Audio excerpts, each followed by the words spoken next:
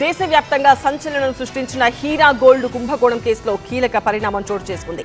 ED జప్తు చేసిన 159 కోట్ల రూపాయల ఆస్తులను వేలం వేసి వేలాది మంది బాధితులకు గుడ్ న్యూస్ చెప్పింది. హీరా గ్రూప్ స్కామ్ దేశవ్యాప్తంగా ప్రకంపనలు క్రియేట్ చేసింది. వేలాది మంది పెట్టుబడిదారులను భారీ రాబడుల పేరుతో ఆకర్షించి మోసానికి పాల్పడింది.